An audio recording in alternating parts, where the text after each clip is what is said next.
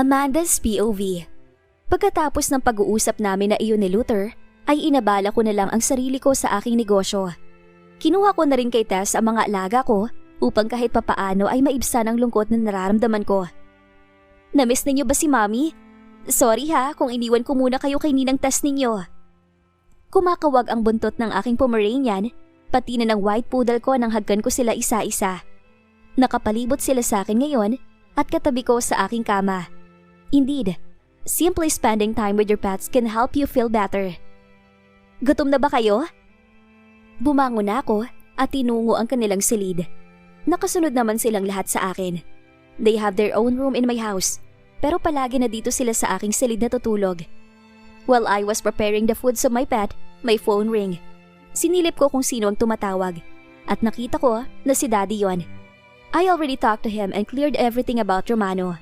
Nakuha ko naman ang nais kong sagot kay Daddy. Sinabi nito sa akin na professional naman ito at hindi nito idadamay ang negosyo kahit na naiinis ito kay Romano. Iyon ang ikinapanatag ko at kahit papaano ay nawala na sa aking isipan. Now that I am finally moving on with the help of the people around me and my babies, masasabi ko naman na kaya ko. Kakayanin ko kahit mahirap. Hello, Daddy? Iha, may pupuntahan ka ba today? Bahala ko lang po na magpunta sa flower shop ko, Dad. Why po?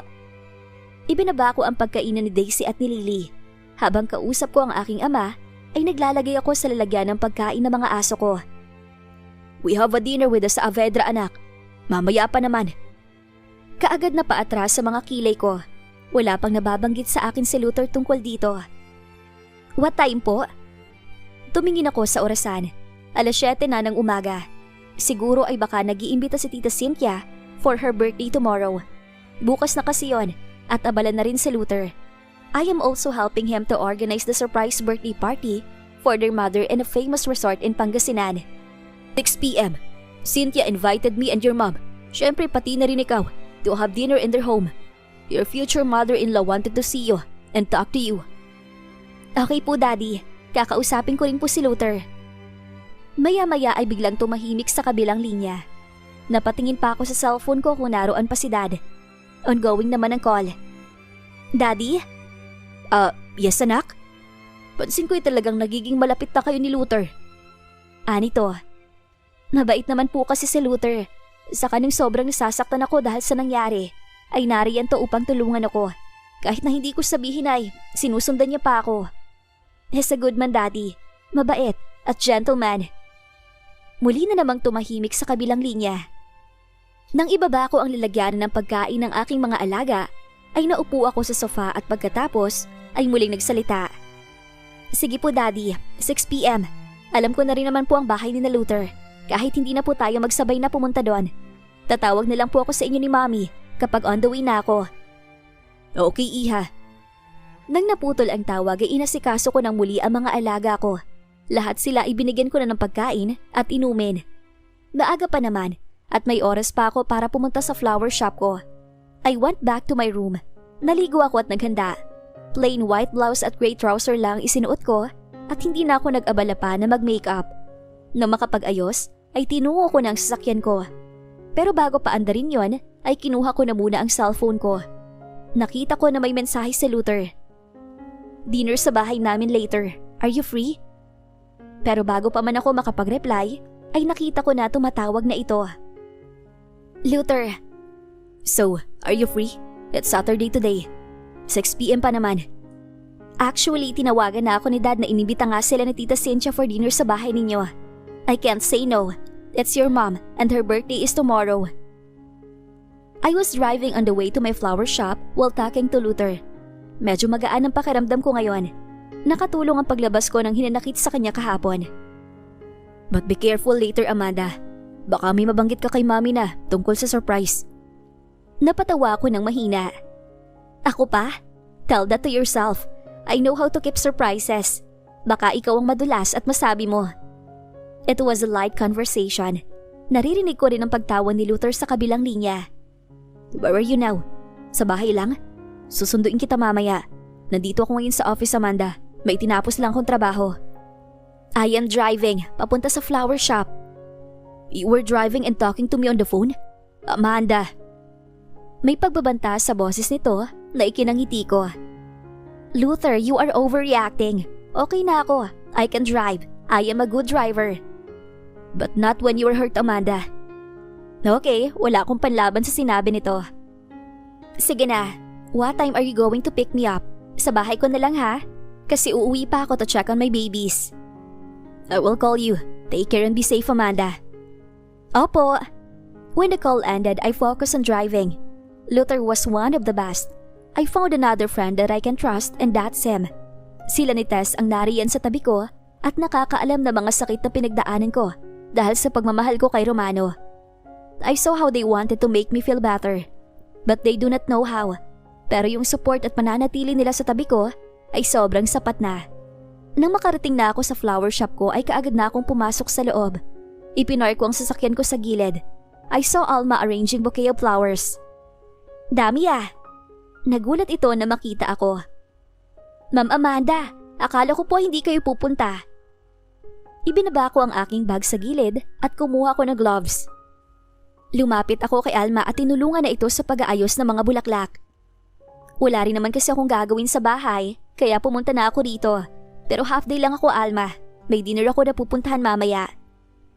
I was looking at the white and red roses. Maayos kong inilalagay isa-isa sa pwesto, kung saan magandang tingnan ng mga ito. Ayi! Dinner with your boyfriend po ba, Ma'am Amanda?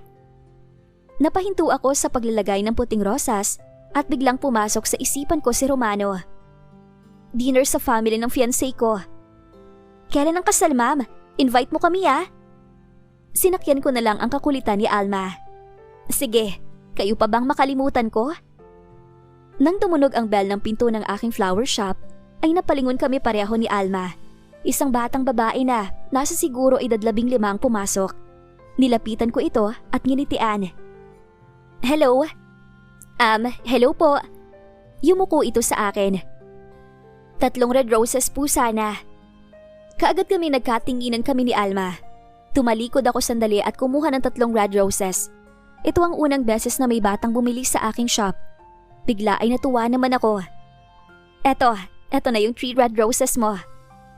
Inaabot ko na yun pero hindi nito kinuha. Umiling ang batang babae at ngumiti. Bakit? Tanong ko at ibinalik ko ang aking tingin sa bata. Imbes na sumagot, ay may hawak itong card na ibinibigay sa akin. Kinuha ko naman yon. May nagpapabigay po, pati po ng 3 red roses. Sabi rin po niya, na wag na daw po kayong malungkot. Suddenly, Romano's image appeared on my mind. Heto na naman ako. Even after the conversation I had with Luther, bigla na naman akong umasa. Sige po, aalis na po ako. Sandali! Sigaw ko, pero nakalabas na ito.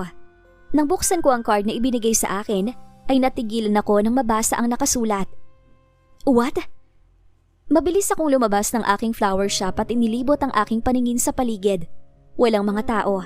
Wala ring ibang mga sasakyan na naroon, maliban sa sasakyan ko. I looked at the card again and read what was written. I miss you.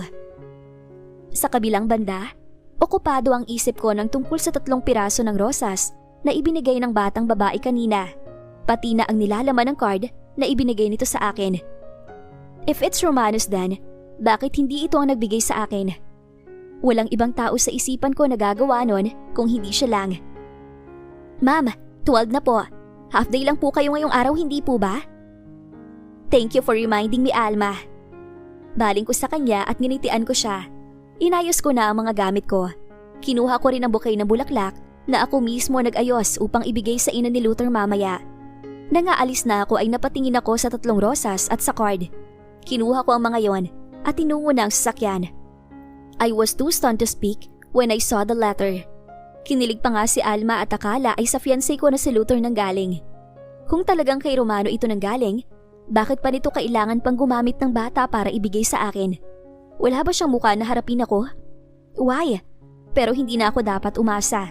May masasaktan lang ako. Nang marating ko ang bahay ko ay inilapag ko sa aking kama ang 3 rosas, pati na ang card. Mabilis lang ako nagbihis at kaagad ding tinungo ang kusina para uminom ng tubig. Maya-maya ay inilabas ko ang aking cellphone at kaagad na tinawagan si Tess. Oh, ano? Kukwentuhan mo na naman ako ng sakit sa puso tungkol kay Romano. Pero hindi ka naman makikinig sa payo ko. Natigilan mo na siya at kalimutan mo na. Nako, mag-backread ka na lang sa mga messages ko. Sa mga payo ko. Nangiti ako sa sinabi ni Tess. Kaya ako, ayoko pumasok sa pag-ibig na yan eh. Ayoko niyan. Nagiging baliw at praning ang isang tao. Tapos ayan, harap-harapan mo na nakikita na wala ng pag-asa. Ay ikaw, asang-asa ka pa. Amanda naman, please give up. I am trying now, Tess. Kinausap ko na rin si Luther. Ititigil ko na ang nararamdaman ko kay Romano. Naglakad na ako pabalik sa kwarto. Nang sabihin ko naman iyon kay Luther, ay talagang desidido ako. I don't want to lose myself because of the love I have for Romano. Matapang akong babae. Pero dahil sa pagmamahal na meron ako, ay biglang hindi ko na makilala ang sarili ko. Nako, I am trying ka dyan. Kung hindi ka ba naman marupok, baka nga isang move lang ni Romano ay bumigay ka na ulit. Please lang Amanda, you deserve better. Baka hindi para sa'yo yung jumbo hotdog. Grabe, ibang galit ko sa lalaking yon, pati dun sa bruha na kasama niya ha. Makakahanap ka pa ng mas malaking jumbo hotdog dyan. Tess, I can't help but to laugh. Ang ibig kong sabihin, makakahanap ka pa ng lalaking may malaking puso na mamahalin ka ng lubusan. Hindi ka tulad ni Romano na binigyan ka nga ng ligaya, pinasigaw ka ng bongga, pero sasaktan ka rin pala ng sobra. Nako, sarap sapakin. Hindi ko na natiis at napatawa na talaga ako. Nang tingnan ko muli sa screen ng pinsan ko, ay nakita ko ang itsura nito. Salubong ang mga kilay habang nakatingin sa akin. Amanda, nababaliw ka na ba? Umiling ako. Hindi ako nababaliw. Natatawa lang ako sa mga pinagsasasabi mo. Kinuha ko ang 3 rosas sa gilid ko at pati na ang card. A teenage girl went to my shop and bought 3 red roses. Imbes na kunin, ay ibinigay sa akin. Binigyan rin ako ng card na may nakasulat na, I miss you. At sinabi na may nagpapabigay. Ipinapasabi rin daw na wag na akong malungkot. Ay Amanda ha? Ako alam ko na yung naisip mo. Si Romano no? Naisip mo na si Romano ang nagbigay? Tumango ako. Wala rin naman sa isay ko magsisinungaling ako. Walang ibang lalaki sa buhay ko na maaaring magpadala sa akin ng bulaklak at sabihin na namimiss niya ako. Hindi rin si Luther yon dahil nagkita kami kahapon at pinag-usapan namin ang nakita mo sa Batangas. Kaya naisip ko na, si Romano talaga. Tumangu-tangu si Tess. Naisip ko na siya nga, ipagpalagay natin na siya. Pero Amanda, wag naman kaagad ibibigay. Hindi ko na rin alam kung anong tumatakbo sa utak niyang bebe mo eh. Bakit may kasama siyang ibang babae sa Batangas at kumakain pa sila? Bakit rin hindi kanya tinawagan pagkatapos ng gabing yon? Sinasabi ko lang sa'yo Amanda, please know your worth. Hindi mo deserve yung nangyayari. Nakita ko yung babae. Pinagmasdan ko pa sila kahit nang matapos ang tawag ko sa'yo kahapon. The woman was so close to Romano. Ngumiti lang ako ng tipid. Yun na yung kailangan kong makita para matauhan ako. At ang hindi ko lang inaasahan talaga nang makatanggap ako kanina ng mga bulaklak. Lalo pa sa mensahe. Pero hindi na ako magiging mulala. Lahat ng sinabi mo sa akin ay tatandaan ko, Tess. You are the master eh. Kahit hindi ka pa nai-in love. Of course, kaya makikinig ka sa akin. Alam mo naman, I always want what's the best for you. Pero sige nga, kung talagang desidido ka at hindi ka na praning, repeat after me. Nagsalubong ang mga kilay ko sa sinabi ni Tess. Ako si Amanda ay hindi na magiging marupok kay Romano sa Avedra. Inulit ko ang sinabi nito. Kahit gaano pa kalaki ang hotdog niya. Tess! Sigaw ko rito. Ngayon ay ito naman ang tumatawa. Bakit ba ako sumusunod? Sa kabilang banda, nagising na lang ako dahil sa tunog ng cellphone ko. Kinapa ko yon sa gilid at nang makita ko na si Luther ang tumatawag, ay napabalikwas ako ng bangon. Hello? Ani ako rito. Ready ka na? Nasa labas na ako ng bahay mo. Nanlalaki ang mga mata ko nang mapatingin sa orasan. 4:50 PM na. OMG! Nawala sa isip ko. 5 PM nga pala kami aalis. Wait lang Luther. Nagmamadali akong bumaba ng hagdan at tinungo ko ang labas.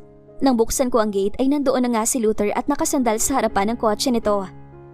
Luther! Napalingon naman ito sa akin at unti-unting ibinaba ang cellphone. I'm sorry, nakatulog kasi ako. You can wait inside my house. Tumangulang ito. Mukhang napagod ka yata, Amanda. Anito habang inililibot ang mga mata sa mini garden ko sa labas. Hindi naman. Kausap ko lang kasi si Tess kanina. Tapos bigla na lang kong inantok. Pero pagising ko nga ay mag-aalas 5 na pala. Do you need anything? Water? Juice? Naupo ka muna dyan ha? Sumunod naman si Luther at naupo ito sa sofa ko. Nahihiya talaga ako. Maghihintay pa siya sa akin ngayon. Sandali lang ha, magbibihis lang ako. Take your time, Amanda. Tumalikod na ako at pagkatapos ay tinungo ang aking silid. Naghanap kaagad ako ng maisusuot sa aking closet. Ang kinuha ko ay ang baby blue puff dress at ang flat white shoes ko. Mabilis lang akong naligo. Pagkatapos ay naglagay ng light makeup. Nang masiguro ko na okay na ang hitsura ko, ay kinuha ko na sa silid ang bouquet na inarrange ko for Tita Cynthia. Saka kami lumabas ni Luther. Tinungo namin ang sasakyan nito. Chinek ko pa ang aking cellphone kung may mensahe si Dad. Pero wala pa naman. Ako na lang ang nag-message at sinabing papunta na ako kasama sa Luther. Everything is ready for tomorrow. 7 p.m. mag-start ang surprise party for Mom. Okay lang ba sa'yo kung 7 a.m. kita susunduin? Anito, nilingon ko sa Luther. No problem. My team and I can start arranging the flowers for the venue. Siguro mga 11 a.m. at maaaring matapos kami by 3 p.m. Nakita ko rin ang lawak ng lugar at maganda. Malapit sa dagat. Pinili ko talaga na malapit sa dagat para maganda rin ang view. Magandang lugar at hindi na tuloy ako makapaghintay. Maya-maya ay wala na nagsalita sa aming dalawa at tahimik na nagdadrive si Luther. Ako naman ay patingin-tingin sa aking cellphone. Hinihintay kung magmemensahe o tatawag si Daddy hanggang sa ilang minuto nga ay nakareceive na ako ng tawag. Dad? Hello anak, we are here. Kayo ba? Nilingon ko ang labas ng bintana. Malapit na rin pala kami. Liliko na lang sa village. We are near Daddy. Okay, Iha. Nang ibaba ko ang tawag ay napatingin ako kay Luther. Si Tito Eduardo? Oo, Luther. Nandoon na daw sila. He's asking about us. Ibinalik ko na sa loob ng bag ko ang cellphone ko na makaliko na kami sa village nila. Tiningnan ko ang oras. 6:10 p.m. na. Let's go, Amanda. Tumango ako kay Luther at bumaba ng sasakyan. Ito na naghawak ng bouquet ng bulaklak na para sa mami nito. Luther's hand was on my waist when we entered their mansion. Inalalayan ako sa paglalakad. Oh, they're here. Narinig ko ang boses ni Tita Cynthia. You guys really look good together. Sabi nito habang nakangiti. I saw my dad has a blank face while looking at Luther's hand that was on my waist. Lumapit ako sa kanila ni Mommy at humagkan sa pisngi. Mom, Dad. Ngumiti sa akin si Mommy, but her smile didn't reach her eyes. Bakit pakiramdam ko ay may mali sa kanila ni Dad? Dad, may problema ba? Tanong ko. Tumikim lang si Daddy at tumingin sa akin. Mom, flowers. Si Amanda mismo nag-arrange para sa'yo. Wow, really? You are so sweet, Amanda. Luther and I went to the garden at ang maghahanda pala ng pagkain ay si Tita Cynthia at si Mommy. Dahil nga hindi pa tapos ang paghahain ng mga ito, ay sinabi nilang pumunta muna kami dito sa garden. Namangha naman ako sa lawak habang inilibot ko ang aking mga mata sa buong garden. Ang gaganda ng mga bulaklak. Nagustuhan mo ba, Amanda? Mahilig rin si Mommy sa mga bulaklak. Namana nga sa kanya ni Alonzo ang pagkahilig. Nawala ang malapad kong ngiti nang marinig ko ang pangalan ng panganay na kapatid nila. Maganda, maalaga rin ang mami mo. Nang tingnan ko si Luther, ay saka ko lang napansin ang mga balahibo ng mga aso ko sa suot nitong navy blue na long sleeve polo. Hi, sabi ko na nga eh. Lumapit ako rito at pinagpagan ko ang balikat nito, pati na ang mga braso nito. Naku Luther, sorry. May mga balahibo ka pala. Napayuko si Luther sa kanyang suot habang ako naman ay pinapagpagan pa rin ang suot nito. No, it's okay. I can change inside. Lumingon si Luther sa loob, ngunit nang mapansin ko na nagtagal ang tingin nito, ay napatingin na rin ako. Napahinto ang mga kamay ko na nasa balikat ni Luther sa pagtanggal ng balahibo nang makita ko kung sino ang nakatayo sa harapan namin. Romano? Hindi malayo sa amin ang pwesto nito, kaya kitang-kita ko ang mukha niya. Seryoso at madilim habang nakatingin sa amin ni Luther. Bumaba rin ang mga mata ko sa nakakuyom nitong mga kamay. Hindi mo sinabi na pupunta ka pala. Relax, Amanda. Huwag kang yuyuko. Huwag mong itatago ang mukha mo. Show him that you are not affected. That he has no effect on you. Kahit yun lang ay magawa mo ngayong gabi. Naglakad palapit sa amin si Romano. Luther asked him, but his eyes never left me. Sa akin lang ito nakatingin. We are looking at each other. I have free time. Kahit na nang sagutin niya ang tanong ni Luther, ay sa akin pa rin ito nakatingin. Malapit na akong bumigay at mayuyuko na sana dahil sa klase ng tingin ni Romano sa akin. Nang hawakan ni Luther ang kanang kamay ko at ilagay niya ako sa kanyang likuran. He was covering me. Thank goodness. Why are you looking at my fiancé, Romano? Anong kailangan mo? Sinilip ko si Romano dahil sa tanong na iyon ni Luther. Now he's looking at his brother. Nakakuyom pa rin ang kanyang mga kamay na parang anumang oras ay iikas iyon papunta kay Luther. Luther. When I heard that danger in Romano's voice ay natakot ako. I was about to go in front of Luther pero mahigpit nitong hinawakan ng kamay ko at pinanatili ako sa kanyang likod. Kung wala ka naman palang sasabihin ay aalis na kami. Pagkasabi na ni Luther ay hinila na niya ako papasok sa loob. Ngunit ganoon na lang ang gulat ko sa nangyari. Napatigil ako sa paglalakad at mabilis akong napalingon kay Romano. Bumaba ang aking mga mata sa kamay ko na hawak nito na mahigpit. Let Amanda go, Romano. What the? Hinila ko ang kamay ko para mabitawan ni Romano. Pero mas sinigpitan lang nito ang hawak. No. Madiin itong sabi habang nakatingin sa akin. Hindi na ako halos makahinga ng maayos. Hawak ako ng dalawa sa magkabila kong kamay. Ang sabi ko, bitawan mo si Amanda, Romano. Ano bang hindi mo maiintindihan doon? I said no. Ano rin bang hindi mo maintindihan sa sinabi ko, Luther? Pabalik-balik ang tingin ko sa dalawa, pero hindi ko alam kung bakit ito ginagawa ni Romano. Hindi ba at ayaw na niya sa akin? Hindi niya na ako gustong makita?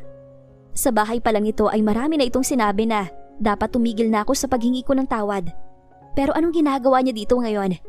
Kung kailan nakapag-decide na ako nakalimutan ito, ay saka siya babalik at biglang magpaparamdam na parang importante talaga ako sa kanya. Pagkatapos ano? You are done with her, right? Ano pang palabas na to, Romano? Dahil ba sa kumpanya? Dahil ama ni Amanda si Tito Eduardo? Ang isa sa mga tumutulong sa'yo? Mahabang sambit ni Luther. Nakita ko na nagtagis ang bagang ni Romano. And that's what I want to know also. Nakuha iyon ni Luther. Iyon ang nasa isip ko na baka nga ginagawa ito ni Romano para hindi rito magalit ang daddy ko. That he will just use me. Kasi bakit hindi? Even after the conversation I had with my father, kahit nakakuha ko ng salita niya na hindi niya gagawin na idamay ang kumpanya nito. And Luther got it also. Bakit hindi ka makasagot, Romano? Naramdaman ko na humigpit ang hawak ni Romano sa aking kamay. Bumaba ang tingin ko doon. Nais kong hilahin muli ang kamay ko, pero sobrang higpit ng hawak nito. Alam ko na kahit ilang beses ko pang subukan, ay hindi ako makakawala. Luther, stop! Amanda! Napatingin kaming lahat kay Daddy nang biglang dumating ito. Nang maramdaman ko na binitawan ni Romano ang aking kamay, ay napalingon ako na mabilis sa kanya. Pero ganoon na lang ang gulat ko dahil sa ginawa nito. Why did he let go of my hand when my dad came? Why? Iyon na ba ang sagot na dahil nga kay Daddy kaya ito lumalapit muli sa akin? At ayaw nitong makita ng ama ko na gumagawa ito ng hakbang? Daddy? Lumapit ako sa aking ama. Hindi ko na nilingon pa ang magkapatid dahil inakbayan na rin ako ni Daddy at iginiya papunta sa hapagkainan. Naramdaman ko na lang na sumunod si Luther at pumantay ng lakad sa akin. Nang makarating kami sa dining area, ay pinaupo na ako ni Dad sa tabi ni Luther habang nakangiti at nakatingin sa akin si Tita Cynthia. Ang mga magulang ko ay nasa aking gilid. Then I saw Taki. He was on Tita Cynthia's side. Napalabi ako na mapansin ko na nakatingin ito sa akin. Ngumiti ako at itinaas ang aking kamay para kumaway. Mukhang gusto ka ng aking apo, Amanda. Yun ang mga salitang binitawan ni Roy sa Avedra. Nakangiti ito, ngunit iba ang dating ng ngiti sa akin. Bigla kong naalala ang kwento ni Romano tungkol sa pangalan ng kapatid ng mga ito. Napahinga lang ako ng malalim. Maya-maya ay bumaba si Taki sa lola nito at umikot ang bata papunta sa akin. Up! Up! Napatingin ako sa mag-asawang Saavedra. Oh my! He wants you to carry him, Amanda! Yumuko si Luther at ngumiti habang nakatingin kay Taki. Ako naman ay agad na tumalima at binuhat ang bata. Ikinandong ko ito. His small hands were on my palm. Paminsan-minsan din itong tumitingin sa akin at ngumingiti. Did he recognize me? The maid that took care of him sa bahay ni Romano? Or talagang sumasama ito sa mga taong hindi nito kilala? My questions were answered by Tita Cynthia. It's surprising that my grandson went to you, Amanda. Hindi yan basta-basta sumasama sa hindi kilala, maliban na lang sa kanyang lolo. Kaagad akong napatingin kay matandang Saavedra. Palagi kasi ako nasa opisina, honey. Anito. But how about Romano? He's not living here with us. But when Taki sees him, tatakbo agad papunta sa kanya. Nako, ang mga palusot mo, Royce. Napatawa na lang ang aking mga magulang. Pero ako ay naging tahimik nang mabanggit si Romano. He was here, near. So near, yet so far. Napakalapit. Pero alam ko na ang dapat na maging distansya ko sa kanya. Kailangan kong ilayo ang sarili ko dahil nangako na akong kakalimutan ko na siya. Are you okay? I look at my left side. I saw Luther's worried face. Siguro ay dahil sa nangyari kanina. I'm sorry. Naasar lang ako na nagkakaganito si Romano nang hindi ka kinakausap pagkatapos ng ginawa niya. Hindi ko siya maintindihan. So I tested him. Umusog ako ng kaunti palapit upang hindi marinig ng aming mga magulang ang aming pinag-uusapan. And even if he wanted to talk to me, Luther, I would not listen. Now that I have decided to end this feeling, masyado nang masakit. I noticed also that he acted differently when he saw my dad. I don't want to be used. Masakit yun sa parte ko na gagamitin niya lang ako dahil nakausap ko na ang aking ama. Kung hindi niya na talaga ako mahal, ay rerespetuhin ko yon. Pero sana lang rin, wala nang gamitan. That's enough. Enough for my mistake. Oh, Romano! Napatayo si Tita Cynthia. Hindi ako lumilingon dahil si Romano ang nasa likod ko. Ang aking atensyon ay ibinigay ko na lang kay Taki na nilalaro ang mga kamay ko. Good evening po, Tita. But that voice caught my attention. Otomatiko ko napalingon. Hello, Iha. Mabuti at nakasama ka kay Romano. Magtatampo talaga ako dahil magkalapit lang naman ang bahay ninyo. Tapos hindi ka pa makakasama? Clarice? What is she? She's with Romano? I am not busy, Tita. May time rin naman po ako at makakahindi po ba ako sa imbitasyon ninyo? Amanda. Napalingon ako kay Luther. I can feel my hands. Nanlalamig na ang mga iyon. Kinukuha sa akin ni Luther si Taki. Maybe because he noticed my action. Umiling lang ako. Taki continued to play with my hands. Mommy! Napaawang ang mga labi ko nang tumingala sa akin ang bata at tawagin akong mommy. Mahina lamang yon. Ngunit alam ko na narinig rin ang mga naroon sa dining area. Oh my! Taki, apo! She's not your mommy! Paliwanag ni Tita Cynthia. Doon na napunta ang atensyon ni Clarice sa akin. Ang maamong mukha nito kanina ay biglang nawala. Bumaba ang aking mga mata sa kamay nito na biglang umangkla iyon sa braso ni Romano. Mabilis kong inalayo ang aking tingin. You need to calm down, Amanda. You are moving on. Tama ng sakit. Don't let that woman hurt you because of her actions. Alam ni Clarice na mahal ko si Romano. That's why she's doing this. Pero hindi ko hahayaan na makuha nito ang reaksyon na gusto niya makita sa akin. Sa gilid ng aking mga mata ay pansin kong naglakad ang dalawa at naupo sa tapat namin ni Luther. We can now eat. Kumpleto na tayo. Masayang sabi ni Tita Cynthia. Wala akong kaide-ideya na kilala rin pala ni Tita Cynthia si Clarice and that she personally invited her to come here for dinner. At talagang magkasama pa silang dumating. Nagsimula na silang maglagay ng pagkain sa kanya-kanyang plato. I saw Clarice put rice and caldereta on Romano's plate. She was the one putting foods on his plate, pero naririnig ko ang mahinang pagbabawal ni Romano. Dahil nga nais ko makapag-dinner kasama ang family at mga malalapit sa puso ko bago ang aking birthday, ay inimbita ko na rin siya dito. Hindi na rin naiiba si Clarice, pero ang ipinagtataka ko lang, why is my son so slow on making a move on her? Napalunok ako nang marinig iyon. Napatingin ako kay Luther nang kuhanin nito ang pinggan ko. Siya nang naglagay ng pagkain doon. Ipinag-slice rin niya ako ng steak at ipinagsali ng juice sa aking baso. "Let me take Taki, so that you could eat properly, Amanda." Anito sa akin at ikinandong nga sa kanya si Taki. "Pero paano ka?" Tanong ko. "I can eat." "Wait, Taki, stop." Inilayo ni Luther ang mga pinggan na nasa harapan nito. Ako naman ay kinuha ko upang hindi mapaglaruan ni Taki. Hindi ko kaagad napansin na napatigil pala ang mga nasa hapag at nakatingin na lang sa amin. Nagtama muli ang mga mata namin ni Romano. Seryoso ang tingin nito at nakita ko na mahigpit niyang hawak ang kubyertos. Ibinaba nito iyon at uminom ng tubig. "They look so good together," sabi ni Roy sa Avedra habang nakatingin sa amin. "Sinabi mo pa, Royce, with Taki, para tuloy silang isang pamilya. I can picture Amanda as a great mother. Maalaga eh. I am looking at her kanina pa." Nahiya ako sa aking narinig. Maybe because she took care of her nieces and nephews, mga anak ng 3 barako ko, Cynthia. Nasanay si Amanda sa pag-aalaga ng mga pamangkin. Mahilig rin kasi siya sa mga bata. Sinabi ko na nga na gusto ko ng apo sa kanya, pero isinagot naman sa akin ay marami na raw akong apo. Ang itinutukoy niya ay ang mga alaga niyang aso at pusa. Nagtawanan sila sa sinabi ni Mommy. Ako naman ay napangiwi at nakitawa na lang rin. When I look at my dad, he was smiling also, but a little. If this is too much to ask, baka pwedeng apo nga muna bago ang kasal. Luther and Amanda. Pansin kong nasamid si Luther na nasa tabi ko.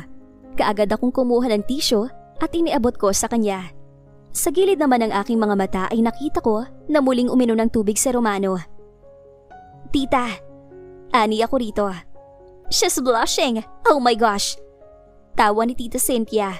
Napahawak tuloy ako sa aking muka. Nakikita ko na ang paghingi ni Luther ng tawad sa akin mamaya dahil sa mga sinasabi ng mami nito. That it's okay, since his parents knows that our relationship was getting better. I was just kidding, Iha. Pero malay mo naman, nasa tamang edad na kayong dalawa. At mukhang okay rin naman sa parents mo, right? Eduardo and Tatiana? I look at my mom and dad. If that's what she wants, then we will support her. Amanda was the one to decide now, Cynthia. Sagot ng aking ama. Napapalakpak si Tita Cynthia sa isinagot ng aking ama. She likes what she heard based on her reaction. Mukhang gusto nga ng apo, pero malabo sa amin ni Luther. Nais ko na rin na magkaroon ng kalaro si Taki. Nako, I'm so excited. So when are you going to make a baby? And for the second time, nasamid si Luther. Si Romano naman na nasa harapan ko ay nakita ko na muling uminom ng tubig. Nakakailang baso na ba ito ng tubig?